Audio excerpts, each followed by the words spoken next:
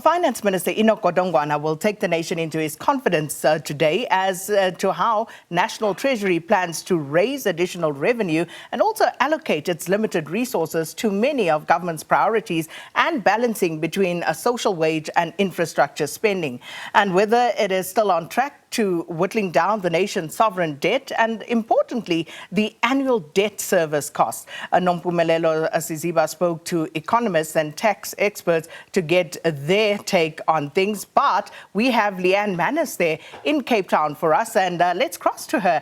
And we have just spoken to Sherwin in a New York that's been snowed in. And Leanne, I would imagine a beautiful morning in Cape Town for you.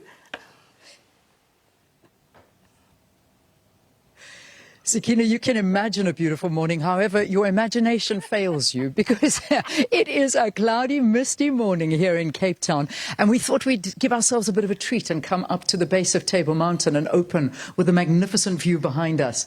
Isn't it beautiful, Sakina? Look at that view behind me. Lovely, isn't it? Oh, yeah. I'm straining to see it. In clouds and mist. Unfortunately not.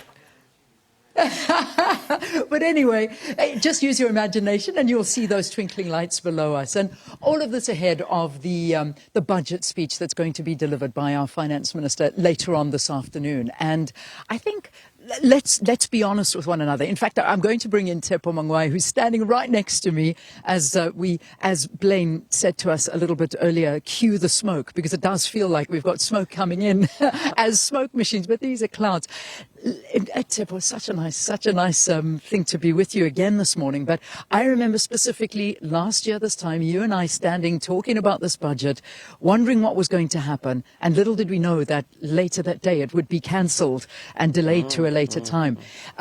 Let's not kid, we're in a much better position than we were last year at this time. Well, I must say, good morning, Leanne, and good morning to the viewers. Absolutely. I think the data, economic data that we've been seeing trickling through since like mid last year had been quite promising. The economic growth, of course, we're still talking about an average of 1.8% over the next 3 years.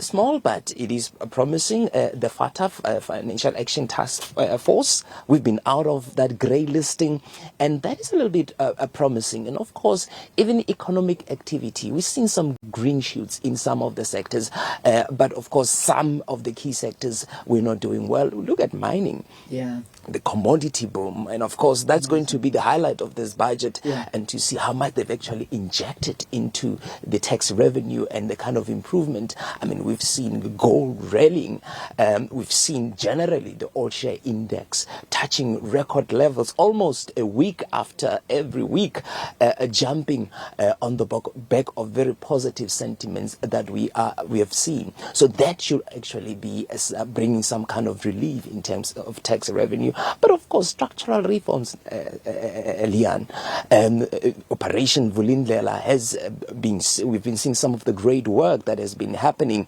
in terms of the work that has been happening at our ports, and that is really, really great news. Electricity, of course, and I'm sure the minister will reiterate that point time and again, that of course there've been some great work.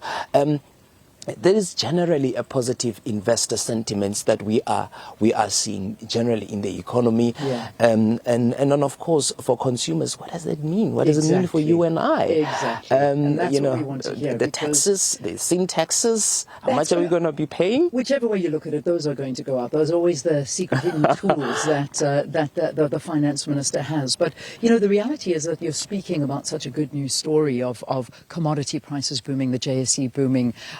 That we're looking better. However, the economy and the growth of the economy, which is the answer to the fact that we still are sitting with high unemployment rates. And we talk about the average South African and how this budget is going to affect them. But, you know, unless we see growth in the economy, nobody's lives are going to change. And we need to emphasize that point and hopefully get some answers on this. But people also looking, and a lot of desperate South Africans out there always look to the grants and seeing if we're perhaps going to be seeing some increases there, because that's what people look for. Absolutely. South Africa is still very much reliant, especially poor South Africans, reliant on those grants. And we know that there's a lot of view that something must be done to ensure that those grants are linked to some kind of productivity to the economy. It's not just giving. But we know that there are still people who they don't have jobs. The prospects of finding a job are quite dim. They don't have the necessary skills that is needed to find employment. But what we're seeing is that, of course, the majority of our fiscal spending is actually to protect the poor households. About 60%, Leanne, it goes into social wages. So that is still a huge amount of fiscal space that is actually allocated to that area. And there are concerns. We know about the SRD grant. That is going to be continued. The president said that is going to be continued. The phase and the shape of it and how it's adjusted, we will probably be hear a little bit more about it. But we are told that it's going to be linked to some kind of productivity, which is quite good. Indeed.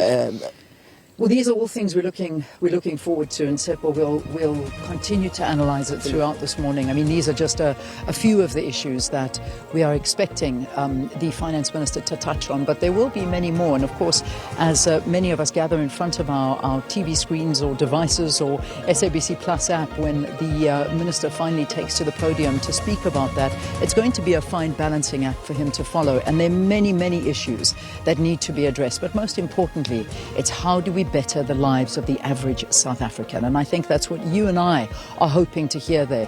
Businesses may be in a better position, but are you in a better position? And that's the question that the Minister needs to grapple with when he goes before the nation to speak.